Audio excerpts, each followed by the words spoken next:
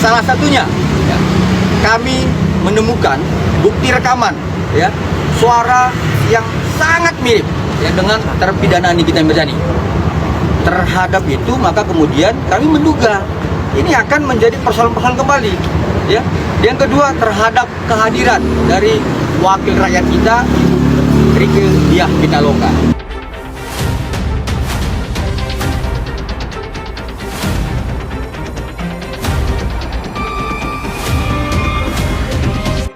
Kuasa hukum Dr. Reza Gladys mendatangi Mahkamah Agung, MA, untuk memohon perlindungan hukum bagi majelis hakim yang menangani kasus Nikita Mirzani pada Rabu, 1 Juli 2026. Kedatangannya itu dipicu oleh temuan rekaman suara yang diduga mirip dengan Nikita Mirzani terkait upaya intervensi hukum. Yoki Pranata sebagai pengacara Reza Gladys mengungkapkan adanya dugaan upaya penyuapan senilai 4 miliar rupiah di tingkat kasasi yang berujung kegagalan, dan kini diduga akan diulangi pada tingkat peninjauan kembali, PK. Kami menemukan bukti rekaman suara yang sangat mirip dengan terpidana Nikita Mirzani. Isinya kami duga ada upaya menyuap hakim tingkat kasasi senilai 4 miliar rupiah, Yoki Pranata, di Gedung MA, Jakarta Pusat. Tentang maksud dan tujuan kami datang ke Mahkamah Agung, ya. Tentunya kehadiran saya pada hari ini dari Medan ke Jakarta dengan hal yang sangat penting, ya. Pertama tadi kami menyampaikan satu surat permohonan kepada Ketua Mahkamah Agung. Tentu ini terkait dengan peristiwa-peristiwa yang sudah teman-teman ketahui, ya. Itu kaitannya dengan terpidana Nikita Mirzani.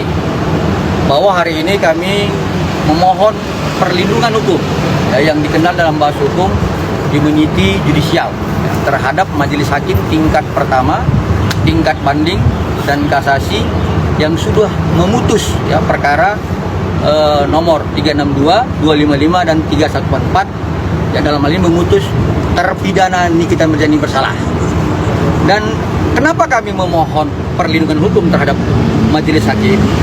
Karena kami ada melihat peristiwa-peristiwa yang kami duga kuat akan mengganggu kemandirian dan integritas dari majelis hakim nantinya dalam pemeriksaan upaya peninjauan kembali, ya. Perlu kami tegaskan bahwa upaya peninjauan kembali itu adalah sah, ya. Upaya kemudian melakukan pengaduan ke Komisi Yudisial adalah sah, ya, itu hak dari terpidana. Tetapi peristiwa-peristiwa yang melekat terhadap itu yang kami anggap adalah akan mengganggu, ya. Salah satunya, ya, kami menemukan bukti rekaman, ya, suara yang sangat mirip, ya, dengan terpidana Nikita Mirzani. Terhadap itu maka kemudian kami menduga ini akan menjadi persoalan-persoalan kembali, ya. Yang kedua, terhadap kehadiran dari wakil rakyat kita, Rieke Diah Pitaloka, ya. Dan terhadap rekamannya yang mirip dengan suara terpidana Nikita Mirzani, ya, saya pikir rekan kami Yoki Pranata, ya, bukan Yoki Pertama, bisa terangkan, ya? Bisa. Silakan. Jadi teman-teman, pada intinya isi daripada percakapan tersebut adalah kami duga ada upaya untuk menyuap hakim dalam tingkat kasasi dengan angka senilai 4 miliar rupiah. Nah, kemudian sebagaimana fakta yang kita ketahui itu di putusan kasasi itu ditolak semua, ya, dalil-dalil daripada pihak sini Nikita Mirzani. Namun lebih lanjut kami itu menemukan dan kami menduga kembali ada upaya untuk melakukan penyuapan kembali di tingkat peninjauan kembali. Jadi yang bisa kami simpulkan bahwasanya penyuapan di tingkat peninjauan kembali tersebut mungkin upaya untuk mengintervensi putusan hakim nanti. Ya, jadi yang penting kami tegaskan adalah dalam rekaman itu ada 3 hal, ya, terindikasi yang kami duga. Pertama, suara yang sangat mirip dengan terpidana Nikita Mirzani.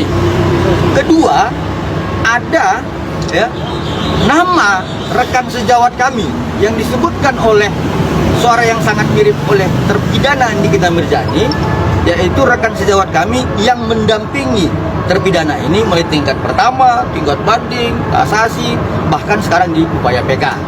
Lalu kemudian rekaman itu menceritakan peristiwa, ya, yang ketiga, ya, menceritakan peristiwa tentang yang sama juga sekarang yang dilaporkan di Polda Metro Jaya tentang uang yang 4 miliar itu. Jadi dugaan-dugaan kami itu adalah karena adanya persesuaian dengan 3 indikasi ini. Ya, sehingga kemudian kami memohon kepada Mahkamah Agung untuk kemudian memberikan perlindungan hukum kepada para majelis hakim. Nah, yang kedua yang seperti saya sampaikan tadi adalah tentang kehadiran ya wakil rakyat kita, Ibu Rika Diah Pitaloka. Tentunya ya rekan-rekan media ini harus kami sampaikan secara tegas gitu ya. Jadi ada yang kami lihat bahwa perbuatan Ibu Rika ini sepertinya tidak menghormati ya konstitusi kita, yaitu Undang-Undang 13 tahun 2019 tentang perubahan ketiga Undang-Undang 17 tahun 2014, yaitu memberikan rekomendasi ya di depan gedung Pengadilan Negeri Jakarta Selatan. Padahal rekomendasi oleh komisi di DPR RI itu hanya boleh diberikan di gedung DPR RI. Dan kemudian dalam hal apa? Rapat dengar pendapat umum, rapat kerja, rapat panitia kerja khusus dan seterusnya. Tidak boleh ya memberikan rekomendasi atas nama Komisi 13 ya 3 poin kepada Mahkamah Agung, kepada Jaksa Agung, kepada Komisi Judisial di depan gedung Pengadilan Negeri Jakarta Selatan. Nah, ini kan tidak menghormati konstitusi itu sendiri. Ya, artinya kami menyampaikan kepada Ketua Mahkamah Agung hari ini mohon agar memberikan perlindungan hukum tadi terhadap rekaman yang kami duga kuat mirip suara Nikita Mirzani, dan kemudian terhadap ya rekomendasi yang kami anggap adalah menabrak konstitusi kita. Memberikan rekomendasi dengan sembarangan di depan Pengadilan Negeri Jakarta Selatan yang semestinya itu harus di dalam gedung DPR RI dalam rapat dengar pendapat, rapat dengar pendapat umum, dan rapat kerja dan sebagainya. Saya pikir itu. Pak, terkait masalah rekaman tersebut adalah apakah disinyalir bisa dikatakan untuk penyuapan, Pak?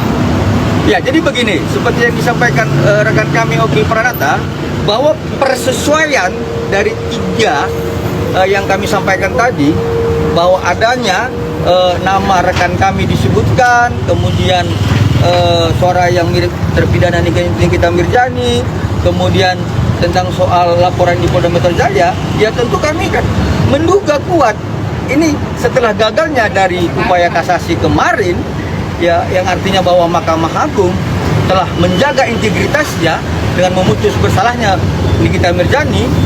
Kami menduga kuat bahwa dari 3 indikasi ini adalah merupakan upaya-upaya ya, dugaan kami upaya-upaya akan melakukan upaya suap ke majelis hakim di tingkat presiden kembali, seperti itu dia. Jadi dugaan kami terhadap 3 indikasi ini ya. Jadi silakan nanti Ketua Mahkamah Agung mendalami apa yang kami sampaikan melalui surat kami, seperti itu. Capek sih, mau berjuang mencari keadilan, kebenaran itu capek, ya, tidak gampang. Tapi yang harus teman-teman media ketahui, yang harus dipahami adalah bahwa Nikita itu tidak pernah capek untuk berjuang mencari keadilan. Dengan kondisinya dia yang kita tahu dulu karena sakit, terus waktu itu pernah dirawat juga, lalu sembuh lagi, lalu bangkit lagi untuk mencari kebenaran ini. Nah, itu adalah bagian dari proses yang tadi saya bilang capek mencari keadilan itu. Tapi harus gitu. Kalau tidak dibiarkan begitu saja, maka ketidakadilan ini akan merajalela jadinya. Kalau Nikita dan kami tim itu optimisnya insya Allah masih konsisten 100% konsisten bahwa permohonan PK ini akan diterima gitu.